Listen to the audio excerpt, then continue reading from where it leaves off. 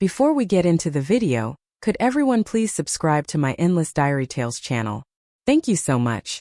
After spending 25 years in a marriage that felt like widowhood, I was suddenly reborn. When I came back, I found myself in the middle of a fierce argument with Ethan Miller about getting a divorce. The reason was simple. He had secretly invited his ex-girlfriend, Melissa Grant, to work at his company and even gave her a special promotion, making her the chief financial officer.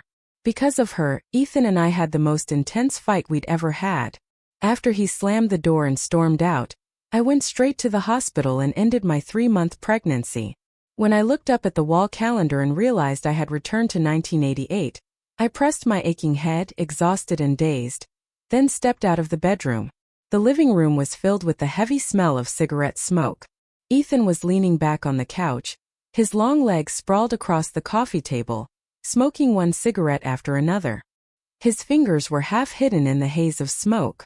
Maybe it was because of the pregnancy that I had become more sensitive, or maybe because I had inhaled that smell for more than 10 years, but I suddenly felt sick and started to vomit. Hearing the sound, Ethan turned his head, exhaling smoke, then stood up and walked toward me.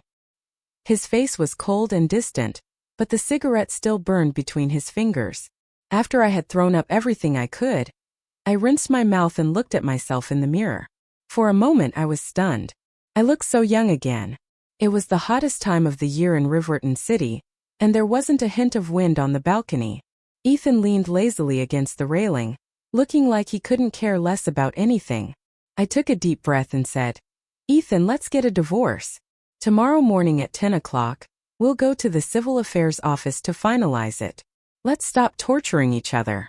Before he could say anything, I lowered my head and continued. "I know there's nothing between you and Melissa, but I really don't want to keep fighting with you because of her anymore. I don't want to waste the rest of my life on something so meaningless." Seeing that he stayed silent, I looked up at him and said slowly, "This afternoon, I'm going to the hospital to end this pregnancy. Let's part peacefully. After the divorce, you can be with whoever you want, Melissa or any other woman at the company. I don't care anymore." Hearing that, Ethan finally reacted. He stared at me for a long moment as if trying to find something in my expression. Then he stepped out his cigarette and gave a mocking smile. "Laura, trying to act noble now. That doesn't suit you." I didn't have the strength to argue. I just muttered, "Fine," grabbed my worn-out handbag and turned to leave. Realizing I was serious, Ethan grabbed my wrist, his expression darkening. "Laura, stop making a scene," he said coldly. "You know perfectly well that there's nothing between me and Melissa. Do you even realize how pathetic you look right now? My company is at a critical stage, and I don't have time to play childish games with you. You don't have a job, no savings, and now you want to abort my child. Who gave you that right?" Then he froze, staring at me with suspicion. I jerked my hand free from his grip and slapped him hard across the face. Smiling coldly, I said, "Ethan, do you know what I hate most about you? It's that arrogance. The way you always think you're right, that you're the only one who matters." In my previous life, Ethan had told me countless times that he and Melissa were innocent, but I never believed him. I knew very well that they always used the excuse of being friends to keep that vague, ambiguous relationship alive, never truly clean, never truly gone. The gossip among the employees, sharing a glass of wine by chance or a fleeting touch between two people, those small ambiguous interactions were always part of a man's nature to enjoy. Ethan Miller was no exception. When I finally calmed myself, I took a deep breath, my eyes firm and steady. "Divorce," I said. "I will definitely divorce you. And as for the baby, I don't want it anymore." I knew I was being cruel to the child inside me, but I truly didn't want Ethan to ruin me again. In my previous life, it took me nearly 15 years to finally realize that Ethan had never loved me. The reason he pursued me and married me was all because of resentment. It all started with Melissa Grant. When she had to choose between Ethan and the son of the factory director, she chose the other man.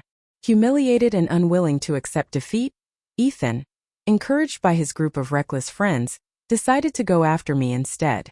Back then, Laura was 18, young, beautiful, and confident with plenty of admirers. I was the most admired girl at the textile factory, the first one brave enough to wear a dress to work, to put on small high heels, and to curl my hair into big elegant waves. I used to dream endlessly about my future, but all of it was destroyed by Ethan. After we got married, because I wasn't the woman he truly wanted, and because there was never any love between us, he never cared about my feelings. At that time I didn't understand. I only knew how to get angry, throwing things around the house, venting my anxiety in whatever way I could. Until one day I accidentally saw him with Melissa. The moment she divorced her husband, Ethan used the excuse of helping a friend to invite her into his company. He even let her move into the welfare apartment from the textile factory that we were living in. He called it a rental, but I never saw a single dollar of that rent. He treated her with the utmost care, afraid of upsetting her. Even when she was around and he was craving a cigarette, he would hold back for her sake. When his construction company grew and he became a wealthy businessman, he took her to fancy places, introduced her to his friends and business partners, people who never even knew I existed. To them, Melissa Grant was Ethan Miller's capable assistant, his confidant. Even when I fell down the stairs and somehow returned to this life, Ethan was still attending social gatherings with her, helping her expand her network, planning to invest money to help her open her own company. In Ethan's eyes, I was nothing more than someone dependent on him, a woman who cooked his meals and raised his child. Melissa, on the other hand, was the one truly by his side. She was the woman he really wanted to marry, his first love. Every time we faced each other, Ethan would say, "You wouldn't understand," his face full of irritation and disdain before slamming the door and leaving. "Does it have to be this way?" I asked once, only for him to frown impatiently. "Laura," he said coldly, "you're already lucky. Every day I make sure you have food to eat and don't have to work. You don't have to go out drinking with anyone else. What more do you want?" Because of my pregnancy, my health had deteriorated and I began to experience severe bleeding. Under Ethan's persuasion, I was forced to quit my job at the textile factory and become a full-time housewife. After giving birth, I became so busy that I was utterly exhausted. My hair fell out in clumps and I couldn't get a full night's sleep. But in Ethan's eyes, all of that was just normal. To him, I was useless. A woman who stayed home all day doing nothing. He often told people, "I'm out there working myself to death while she stays home and enjoys life. No one has it better than her." He belittled me every chance he got. He had made me completely dependent on him for survival, all while constantly praising Melissa Grant's talents and career ambition. There was always admiration in his tone whenever he mentioned her. As those thoughts flashed through my mind, I quickly hid the emotion in my eyes and nodded repeatedly. "You're right. You're right," I said calmly. "Since I'm not satisfied, let's get the divorce done quickly. That way, it'll be easier for you to find some young woman who can rely on you completely." Ethan must have thought I was jealous because the corner of his mouth lifted into a mocking smile. Loosening his collar, he said coolly, "If you've really decided to divorce me, do whatever you want, but don't regret it when you come crawling back." After saying that, he made an excuse about having work at the company and turned to leave. "Wait," I said, stopping him. "Before you go, sign the divorce papers." When he read through the document, disbelief flashed across his face. He looked up sharply, his dark eyes growing colder by the second. Then, with his face darkening, he clenched his jaw and spat out, "You've really outdone yourself this time, Laura." I smiled faintly. "We both have." When he still refused to sign, I looked at him with a half smile. "What's wrong?" "Having second thoughts about letting me go." He snorted. "You're getting arrogant." Ethan Miller had always been the controlling, domineering type, especially with me. He could never stand losing, not even a little. The hesitation in his eyes wasn't because of me. It was because of the baby inside me. That only made him angrier. His hand trembled slightly as he snatched the pen and signed his name on the divorce papers. Before he could change his mind, I carefully folded the document, slipped it into my bag and said flatly, "Tomorrow morning at 10 o'clock, we'll go to the Civil Affairs office." Before I could finish, the slam of the door cut me off. It was the last sound he made that night before storming out, furious. Truly furious this time. After Melissa's divorce, Ethan and I had argued about separating more than once. But every time his family's elders would step in, and because my pregnancy was already far along, the divorce never happened. Perhaps he thought I'd never have the courage to give up the baby, or that I loved him too much to ever leave. Ridiculous. After a simple lunch that day, I went to the hospital. When I came out, the child inside me was gone. In my previous life, that same child had suffered from the misery of our broken marriage. Every time I'd mention divorce, Ethan would threaten me, saying I'd be abandoning our daughter. Because I was terrified of hurting her, terrified of making her suffer, I gave in to him again and again. One compromise after another until my life was nothing but regret. By the time I truly saw Ethan for who he was, my youth was already gone. Yet, I still kept dragging out that miserable marriage. Why did he get to live a successful, happy life with Melissa while I had to fade into the background? As long as I didn't divorce him, I was still Mrs. Miller, his lawful wife. Even if there was no love left, there was still money, stability, and a life of comfort. And our daughter would remain his only heir. Now that I'd been given a second chance, I decided to cut off my own weakness. I only hoped that in her next life, my daughter could have a complete family with parents who truly loved her, and never have to suffer because of us. This was the late 1980s, a time when the country's economy was booming and opportunities were everywhere. It was time for me to stop, take control, and become the courageous, unafraid version of myself I once was. Maybe because he didn't want to see me, Ethan didn't come home all night.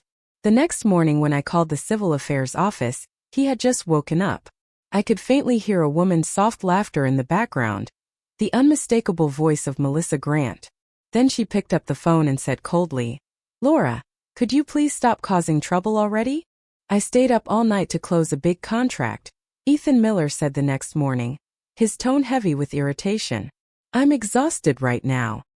Hearing that, I took a slow, deliberate breath and said with a bitter laugh, "Exhausted? I'm sure you are.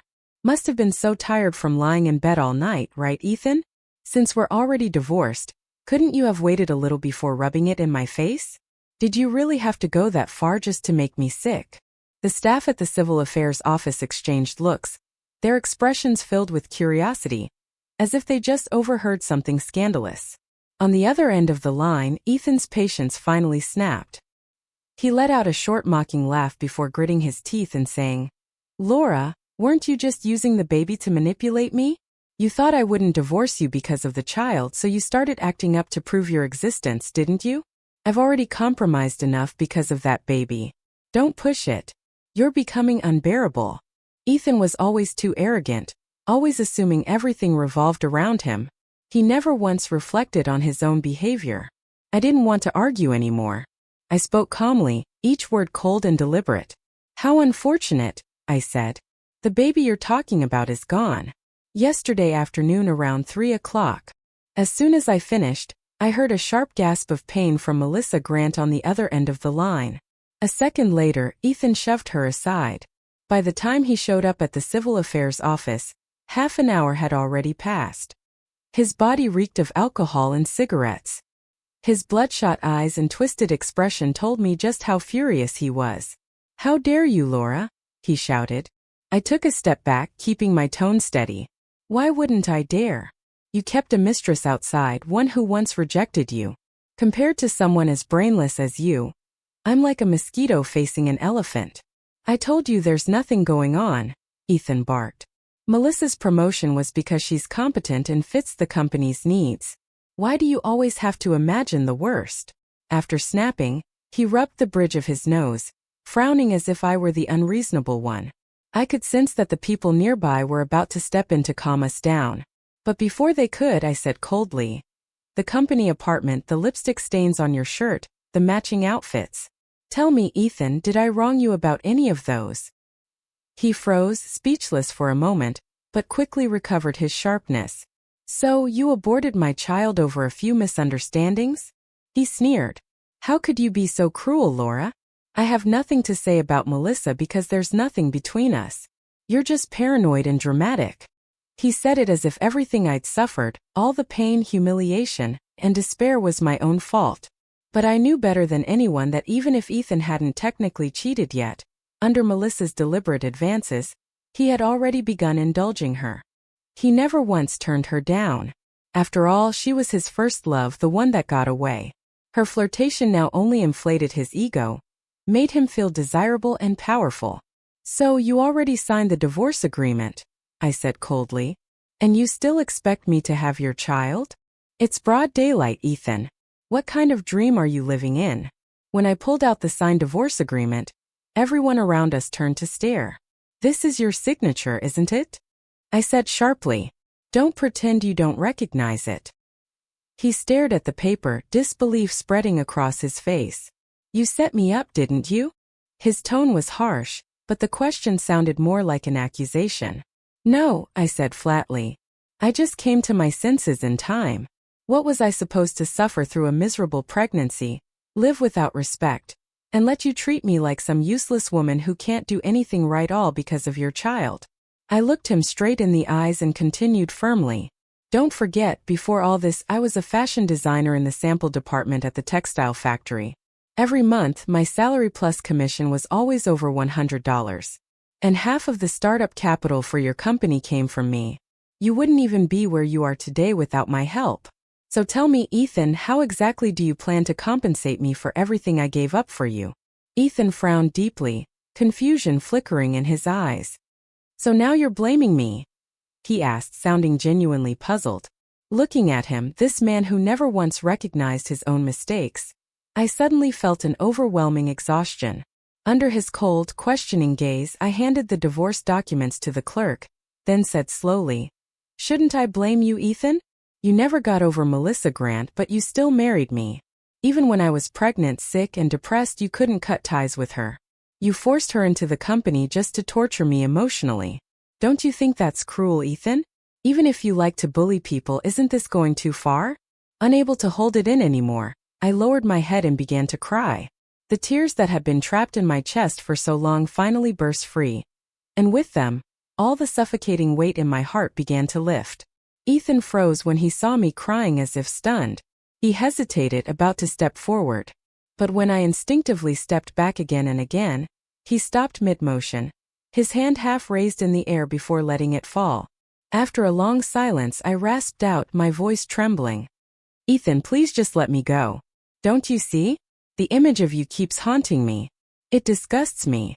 Ethan had always been proud and self-absorbed. Hearing me say that, his pride shattered. He glared at me and snapped coldly, Fine, divorce. Let's get this over with right now. Only a fool would stay in this marriage. The divorce procedure went by surprisingly fast. Barely 10 minutes later, when the certificate was handed over, Ethan's face was dark with fury. Without another word, he turned and stormed out.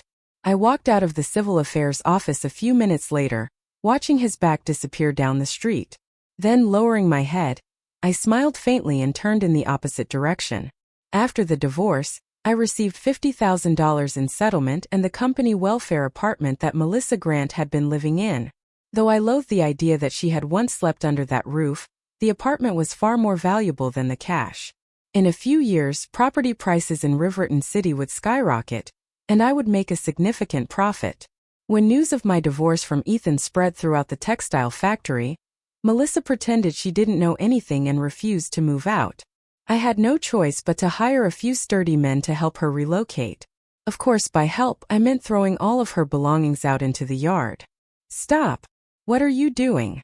Melissa shouted as she arrived home from work, wearing a white blouse and black skirt. Seeing her things scattered all over the courtyard, she was livid. Don't touch my stuff. You're trespassing. I'll call the police. She rushed to block the doorway, but the men didn't even pause. One of them pushed her aside easily. Ma'am, please step back. We're just doing our job, one of them said flatly. Oh, look who's home. The mistress herself, I said, crossing my arms and strolling casually out of the house. I am not a mistress, Melissa screamed, her face flushing red with anger. There's nothing between me and him. How dare you slander me like that? Her voice cracked and her eyes glistened as if she were about to cry. But I didn't flinch. I looked her up and down, my tone icy. Stop pretending. If you're not Ethan's mistress, then why have you been living here rent-free all this time? The neighbors who had gathered to watch began murmuring among themselves. Really? She's not paying rent, someone whispered. If that's true, another said, then their relationship definitely isn't innocent. The mistress has already moved in, someone else added under their breath. I don't understand why Laura had to divorce him, one of the women in the crowd whispered. Shh, don't say another word. Ethan Miller is here, said a middle-aged woman, giving her a warning glance. The moment Ethan walked over, the entire area fell silent. It had only been a few days since I'd last seen him, but he looked far more worn down, his face unshaven, his eyes bloodshot, and the stench of alcohol and cigarettes clung to him so thickly it was nauseating. Laura, did you really have to rush things this far? Were his first words. And of course he was defending Melissa Grant. Yes, I shot back sharply. Just thinking about her living in my house makes me sick to my stomach. Melissa's face flushed with fury. She looked like she was about to lunge at me, but Ethan quickly held her back. He stared at me for a long time before finally giving a faint, bitter laugh. Fine, he said. I'll do as you wish. Then he turned to Melissa, his voice suddenly soft, almost tender. Melissa, I'll find you another place to live, somewhere better than this. Even as he spoke to her, his eyes flicked toward me, full of provocation, as if daring me to react. I didn't want to waste another second dealing with someone so shameless, so I turned away. Out of the corner of my eye, I saw Melissa's face reddening, her cheeks glowing with a delicate pink blush. She looked bashful, almost girlish, as she smiled sweetly and said, You're troubling yourself again, Ethan. Thank you. Really, I don't know what I'd do without you. They stood there in front of me, their words growing more and more suggestive with every exchange. Watching the scene unfold, all I felt was disgust. After everything I'd endured in my previous life, this pitiful display couldn't even stir anger in me anymore, only revulsion. I let out a small humorless laugh and said, If you two want to flirt, do it somewhere else. Don't dirty my sight with it. Melissa barely had time to react before I grabbed a broom and drove her out. Ethan followed right after her. Though before leaving, he turned back and gave me a long, complicated look, one that burned with restrained anger. Not long after news of my divorce spread, my parents began pressuring me to remarry Ethan. They even threatened to disown me if I refused, just like they had in my previous life. Every couple argues, my mother scolded. If everyone divorced over small fights like you, society would be chaos. You're just too hot-tempered, that's all.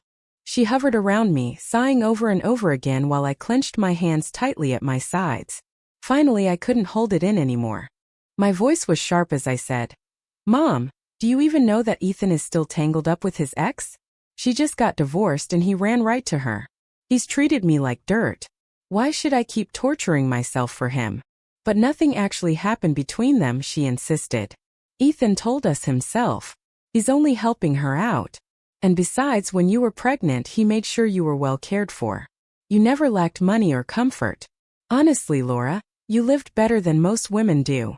She sighed again and continued, Sweetheart, in life, you sometimes have to turn a blind eye. Don't be so stubborn. It'll only make things harder for yourself. Your father and I are getting older. In the future, you'll need someone to depend on. Who else will you rely on if not your husband? My mother's face was full of worry, as though I were the one in the wrong. Beside her, my father kept his head lowered, silent for a long moment before finally saying, Marriage isn't a game, Laura. If you can reconcile, then do it. That boy still cares about you. I can tell. Otherwise, he wouldn't have come here and spoken to us so politely. He still calls us Mom and Dad. Seeing how both of them were completely taken in by Ethan's act, I felt nothing but exhaustion. I no longer had the energy to explain or argue. That's impossible, I said flatly. I've already had the abortion. How could I ever go back to him? Everyone knows spilled water can't be gathered again. In my previous life, I hadn't had the courage to walk away. I'd hesitated, made excuses, and given in to weakness until I lost every chance at happiness. If I'd been reborn only to repeat the same mistakes, then I truly deserved the pain that followed. Ever since the day I got pregnant and left my job after that, Ethan Miller began to openly look down on me. He constantly compared me to that woman Melissa Grant, as if I were some inferior version of her. To him, I was nothing more than a pet he'd raised, something he could control, feed, and keep dependent on him. And as if that wasn't enough, he wanted to take care of his ex, too. He must have thought he could wave both flags, the red flag of his marriage at home and the yellow flag of temptation outside, and still come out proud of himself. How clever he must have felt. I knew that because of the divorce, the neighbors around us were gossiping about me, laughing behind my back. So I told them straight, "Don't worry. In a few days, I'll be leaving Reborn City. You'll only see me again during the holidays. You won't have to look at me anymore." After the divorce, I decided to leave for Beijing and start over. It wasn't just about escaping Ethan. It was about cutting all ties. My parents and sister-in-law wouldn't have to fight over me anymore. And besides, I had an aunt who lived in Beijing, so I wouldn't be completely alone there. I bought a train ticket for the next morning. My apartment was already rented out, and I didn't tell anyone the exact time I'd be leaving. Reborn was developing fast. It was time to move on. On my last day in the city, I went to the textile factory to visit and to buy some new clothes in bulk.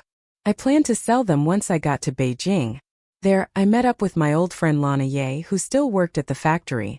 When she heard I was leaving, she didn't try to talk me out of it like everyone else had. Ever since Ethan's business started making money, people had looked at me with pity or scorn. After the divorce, the gossip spread fast. Everyone said I'd had a good life and didn't know how to enjoy it, that I was a failure who couldn't keep her man. Lana just looked at me and said, "Good. That's exactly what you should do." Those simple words gave me more courage than anything else. She was right.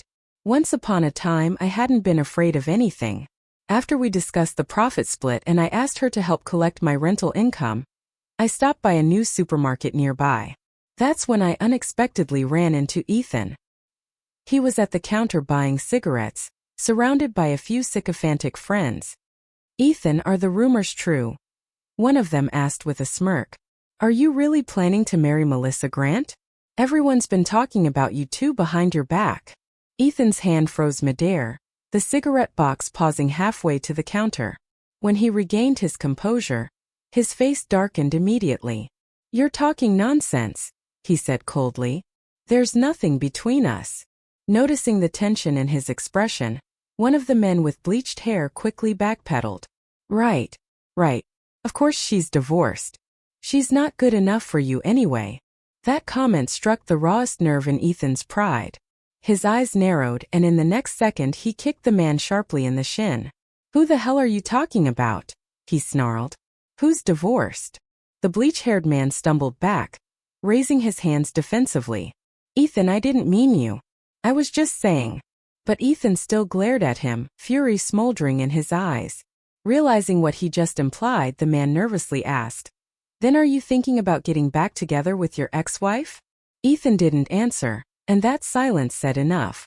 The man's eyes widened in surprise before he quickly tried to recover. "Honestly, your ex-wife was a great woman," he said with forced enthusiasm. "She managed your home perfectly. Getting back together would be the smart move. I heard she hasn't found a job yet, and her family's been talking about her situation. If you go after her again now, she'd probably take you back." Before Ethan could respond, another man, a tall one with slicked back hair and a floral shirt, cut in dismissively. "Go after her? Don't be stupid. That's how she ended up spoiled in the first place. You've never been married, so you wouldn't understand. The moment you pamper a woman too much, she climbs right over your head." Ethan lit a cigarette, nodding in agreement. "You're right," he said coldly, his lips curling into a thin, bitter smile.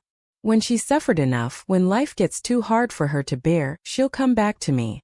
I've got time. I can wait."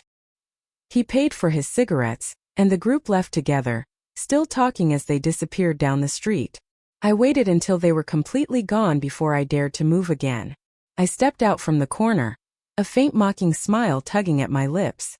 The next morning, I quietly carried my luggage to the train station. After several days and nights of travel, I finally arrived in Beijing. A week later, with my aunt's help, I managed to rent a small room near her alleyway and began my new life as a street vendor. It was exhausting work, but Beijingers were wealthy and generous.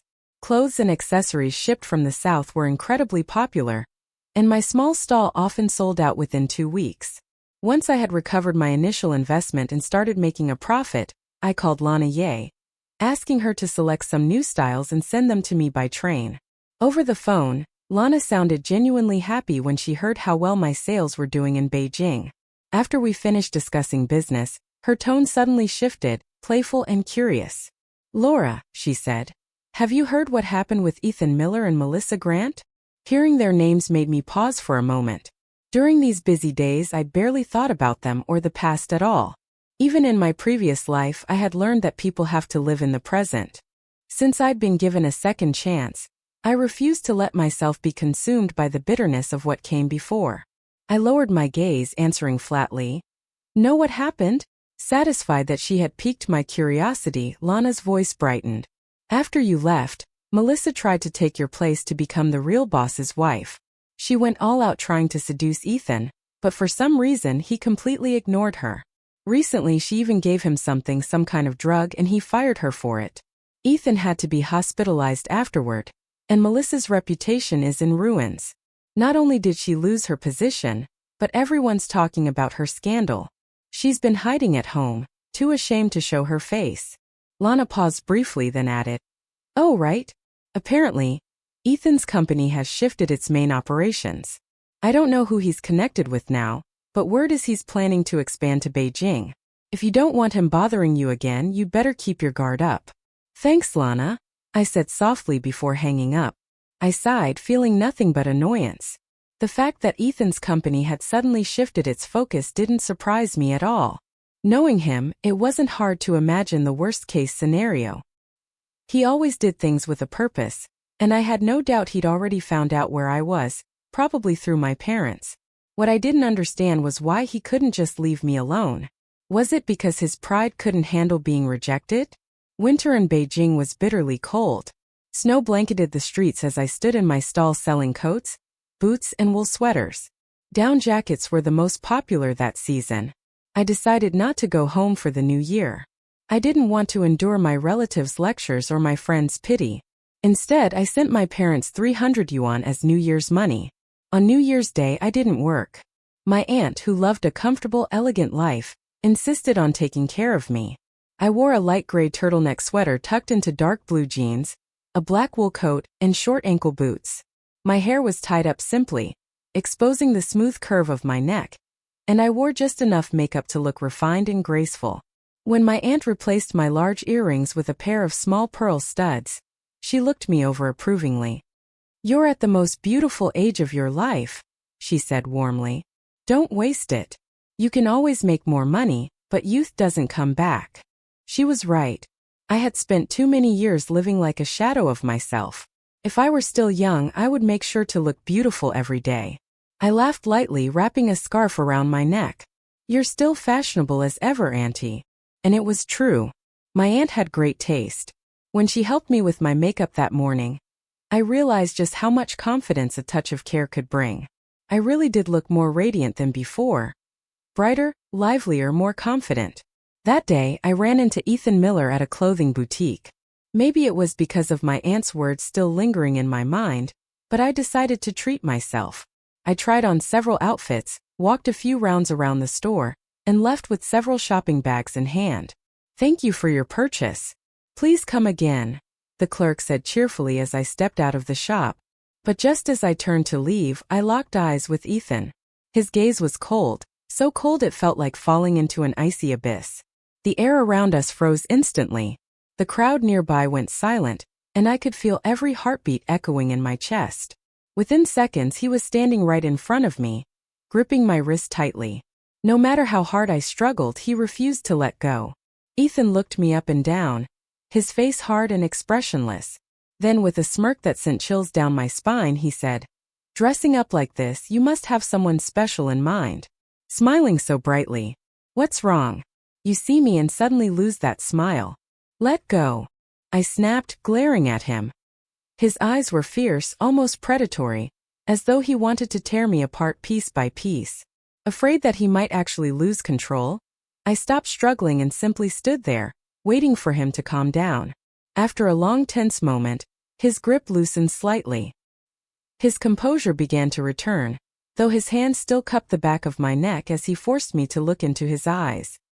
His voice came out low and hoarse. "Laura," he said, "I regret it. I regret divorcing you. I don't care about having kids anymore. If we get remarried, whether you want children or not is up to you. You want to work? Fine. I'll support you completely. Hearing words like that from Ethan Miller felt surreal, like witnessing a miracle. In my previous life, when I made my first profits trading stocks and used the money to open a small tea shop, he had accused me of being greedy. Now, hearing him say these things made my stomach turn, his hand still gripping me. I turned my head aside, trying to contain the disgust boiling inside me. After a moment of silence, I said quietly but firmly, "Ethan, we're divorced. We're two separate people now. You need to move on." But he pressed on, his voice rough with restraint. "I really regret it, Laura. Let's start over. I know I was awful before, but believe me, I never betrayed you. What happened with Melissa Grant? That was just me being foolish, feeding my ego. I've already fired her. She won't bother you again. When I married you, it was because I loved you, not for any other reason." I stayed quiet for a while, then lifted my eyes to meet his. My voice was calm, steady. "Whether you regret it or not doesn't matter anymore because I don't love you, Ethan. A marriage without love is just an empty shell, a performance for others to see. Counting my previous life, I've already spent over 25 years living like a widow in our marriage. That's more than enough." A warm male voice suddenly interrupted from behind. I turned and saw Jason Reed standing near the store entrance with his 4-year-old daughter. "Nah. Daddy, who's that?" the little girl asked sweetly, holding up a string of candied apples. She started to run toward me, but Jason quickly caught her hand, stopping her. Watching their interaction, I noticed a flash of anger flicker in Ethan's eyes. His mouth twisted into a cruel, mocking smile. "So that's it? You found someone new? You left me for this." He sneered. "You're really going to be a stepmother now? How pathetic." The venom in his tone cut through the air like glass. I took a deep breath, lifted my chin, and looked him straight in the eye. "You're right," I said clearly. "I'd rather be someone else's stepmother and have children with another man. I didn't want to be with him anymore. I didn't want to have his children." Under Ethan Miller's cold, venomous gaze, I simply smiled faintly and said nothing. My calmness and the way I looked at him must have struck straight at his heart, right where it hurt the most. When I felt his grip on me loosen slightly, I bit my lip and carefully pried each of his fingers off my arm before forcefully shoving his hand away. The tension lingered in the air even after I left. On the way back, the silence between Jason Reed and me felt awkward. After a while I finally spoke. "That man just now, he's my ex-husband," I said quietly. "He can be difficult. I only said those things to make him leave. Please don't take it the wrong way." I tapped my forehead with embarrassment. Jason smiled gently. "I figured as much. Don't worry, I didn't think too much of it. It was, in fact, through his daughter Nina that Jason and I first met. Only later did I learn that he was a university professor, one of the youngest and most respected academics in the city. He had the quiet refinement of the scholar, always calm and composed, with the polite confidence of a true gentleman. Tall, well-groomed, and principled, he was the kind of man who drew people in without trying. If not for his ex-wife, who had insisted on divorcing him so she could go abroad, Jason's family of 3 might still have been perfectly happy. Lost in thought, I didn't notice that Jason had wanted to speak but hesitated several times. It wasn't until little Na darted off to buy a skewer of candied fruit from a nearby stall, her laughter mixing with the playful shouts of children echoing down the alley, that he finally stopped walking. "Laura," he said softly, turning toward me. "Those things you said earlier." Before he could finish, I suddenly blurted out, "Oh, it's snowing again." I stretched out my hand, letting the light snowflakes melt against my cold skin.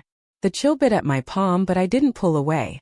"You know," I said quietly, watching the snowfall, "this is the first time I've ever really seen snow like this. It's so white, so peaceful.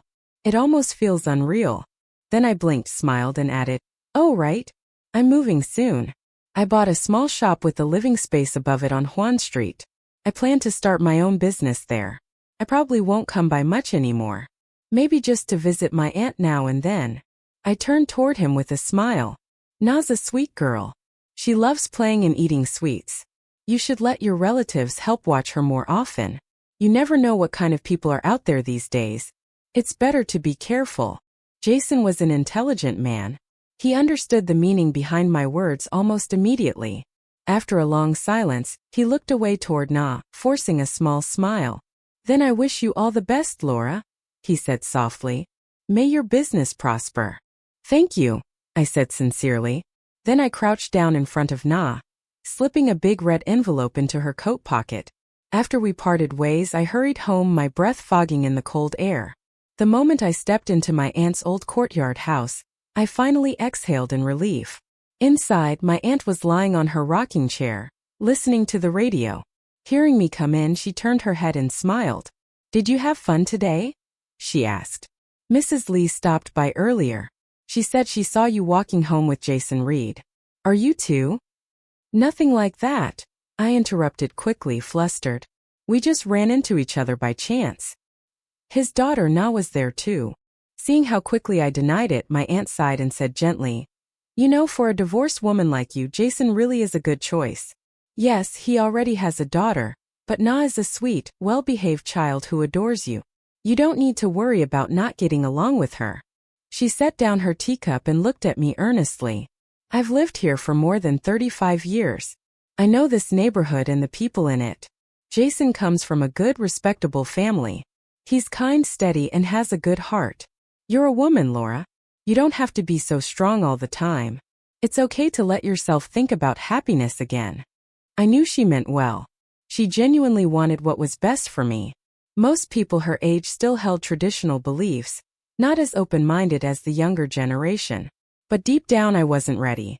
Not yet. Little Nina truly was a sweet child. But I had no desire to become her stepmother. I didn't want to speak too harshly to my aunt because she genuinely meant well. Everything she said about Jason Reed and his family was true. They really were good people. But what I wanted was a life of freedom and peace. One that didn't require me to bend myself into someone else's shape. That kind of life simply didn't suit a man like him. So I sat down beside her, gently took her hand and said sincerely, "Even if Jason and his family are wonderful, Auntie, being with him would mean I'd have to sacrifice parts of myself." She frowned slightly, not fully understanding. So I decided to be more direct. For example, I continued, if I ever did marry Jason, no matter how much Nina might like me, he'd still have to balance his love between me and his daughter. Conflicts are bound to happen. I could never win against a child, nor would I want to. And to be honest, I'm selfish. I don't have the selflessness required for that kind of role. Raising a child is hard enough when it's your own, let alone someone else's. And then there's Na's mother. I went on softly. She only went abroad. She didn't disappear. If one day she comes back, how would Jason and Na treat her? Who knows? And if they can't bear to let her go again, what am I supposed to do then? I've already had enough of men's first loves, old flames, and sentimental ex-wives. I'm done with that kind of pain. My aunt still seemed ready to persuade me, but I rested my chin on my hand and said, "Seriously, marriage itself is complicated. If you marry someone stronger than you, you'll be swallowed up. If you marry someone weaker, you'll end up compensating for them. Auntie, I'm a businesswoman. I know the value of things and I calculate my costs carefully. That's why remarriage has never been in my plans. Marriage isn't the only path for a woman. I don't need a husband to prove my worth. I have money, a home, a sharp mind, and if I ever want it, love. I don't lack for anything." Hearing that, my aunt finally stopped trying to convince me. She realized that I was truly content, that my life was already full and balanced in a way that didn't need fixing. The worries that used to consume her no longer applied to me. After that conversation, I threw myself fully into expanding my business. I moved on from small street stalls to managing a proper clothing brand. My work flourished, my designs sold quickly, and my profits grew steadily. That was when Ethan Miller reappeared, trying once again to worm his way back into my life. But no matter how persistent he was, I never once looked at him kindly. Whether he pretended to be drunk and poured out fake affection or feigned sorrow to gain sympathy, I treated him like nothing more than a clown performing for attention. Because no matter what, the wounds he had inflicted on me were real. Time had healed them, but the scars remained. I was never the kind of person who believed a shattered mirror could be made whole again. I believed in moving forward. Once it's over, it's over. So why should a man who once crushed me under his pride think he could come back, say I'm sorry, and expect me to forgive him as if nothing had happened? When my eyes grew colder with each passing meeting, Ethan finally stopped pushing. He changed tactics, trying to win me over with gentleness instead of force. But by then I no longer cared. Years later, when I had earned more than enough to live comfortably for the rest of my life, I bought a beautiful villa with a wide garden in a peaceful third-tier city. There I began living the quiet, leisurely life I had always dreamed of. Far away from Ethan and all the noise he represented. Even if I never went out, even if the world forgot me, I was content. Ethan could no longer touch my peace. I ignored him for 25 years. Then when he was 45, Ethan Miller was diagnosed with terminal lung cancer. As he lay dying in a hospital bed, his family tried calling me again and again, but I never picked up. Not even when the doctor finally pronounced him dead. Because as I had always promised myself, I truly did it. I never forgave him. Not in this life. Epilogue. The day Laura fell down the stairs and was reborn. When the news spread that Laura had fallen down the stairs and died instantly, everyone was stunned. Ethan Miller and his daughter Anna Miller rushed home as soon as they received the news. Inside the dimly lit room, the smell of medicine and cold air lingered. The moment Anna stepped in, she saw her father cradling her mother's lifeless body, completely hysterical. "Laura, stop pretending," Ethan shouted, shaking her as if trying to wake her up. "Didn't you want me to come back? I'm here now. What more do you want from me? If you hadn't been so stubborn, so distant, always acting like you didn't care, why would I have ever thought of using Melissa Grant just to make you jealous?" Unable to bear hearing him demean her mother, even in death, Anna shoved him hard, prying him away from the corpse. She held Laura tightly in her arms, glaring at him with pure disgust. "She's dead," Anna said coldly. "Who exactly are you pretending to mourn for? Just as my mother always said, you're a shameless man." Her voice trembled as tears filled her eyes. "When she was alive, all she ever wanted was a little respect from you as her husband. But what did you give her instead? You spent your time flirting with another woman, showing off your affection like it was something to be proud of.